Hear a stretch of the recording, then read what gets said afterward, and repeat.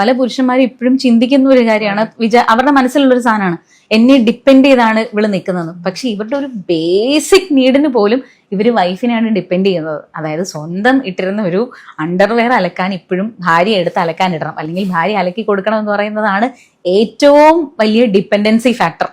15 വർഷമായി, ഇപ്പൊ 12 വർഷമായി, ഇവൻ 14 വർഷമായി, ഇപ്പൊ 2 മാസമായി. എന്റെ പൊന്നു ഇൻഫ്ലുവൻസർ ആണോ ചേച്ചി? ഞങ്ങൾ ഷെഡ് ഉപയോഗിക്കാറേ ഇല്ല ഞങ്ങൾ ഗൾഫിൽ വന്നതിന് ശേഷം. കാരണം പെണ്ണുങ്ങൾ ഇവിടെ ഇല്ല, നാട്ടിലുള്ളത്. കാരണം വൈഫ് ഉണ്ടെങ്കിൽ അലക്കാൻ പറ്റുള്ളൂ. കണ്ടില്ലേ, ഞങ്ങൾ ഭക്ഷണം കഴിക്കാറില്ല. കാരണം വൈഫ് ഇല്ലല്ലോ, ഫുഡ് ഉണ്ടാക്കുന്ന ഒരാളില്ല. ഞങ്ങൾ പട്ടിണി എടുക്കണ്ട്. എത്രയോ വർഷങ്ങൾക്ക് മുമ്പുള്ളതാണ്.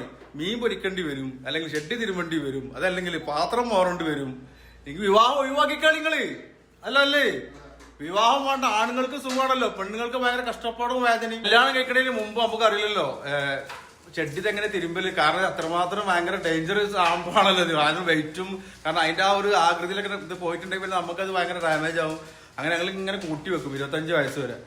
എല്ലാവരും ഞങ്ങൾ ഏരിയയിൽ കിട്ടോ. അവസാനം പഞ്ചായത്തിന്റെ ആൾക്കാർ വന്നിട്ട് അവരാകെ ഞെട്ടിപ്പോയി. ഊച്ചൻ മല പോലെ ഉണ്ടായിരുന്നു. അങ്ങനെ അവർ വന്ന് ഫൈനിട്ട് അവസാനം അത് ജെട്ടി കോർണറായി മാറി. പെണ്ണ് കാണാൻ വരുമ്പോൾ നിങ്ങൾ ചോദിക്കാം, മോനെ എനിക്ക് അടിച്ചു വരാനറിയോ, ഷെഡ് കഴുകാനറിയോ, മീൻ പൊരിക്കാനറിയോ, പാത്രം കഴുകാനറിയോ? അങ്ങനെയുള്ള നല്ല സുന്ദരനായിട്ടുള്ള സുമുഖനായിട്ടുള്ള ചെറുപ്പക്കാരെ നിങ്ങളെ മകളെ കെട്ടിച്ചെടുത്തേക്ക്. അപ്പൊ അവൾക്ക് റീൽ കണ്ടിങ്ങനെ ഇരിക്കാലോ. വളരെ മനോഹരമായിട്ടുള്ള ജീവിതം അല്ലേ? ഞങ്ങളിങ്ങനെ കഷ്ടപ്പെടാം, പുറത്ത് പോയിട്ട് ഇതുപോലെ ജോലിക്ക് പോയി വന്നിട്ട് ഞങ്ങൾ പാത്രം കഴുകുക, ഇതുപോലെ മീൻ പൊരിക്കുക, ബീഫ് ഉണ്ടാക്കുക, അടിച്ചു വാരാം. അത് നിങ്ങൾ ഓക്കെ അല്ലേ? അസ്സലാമു അലൈക്കും.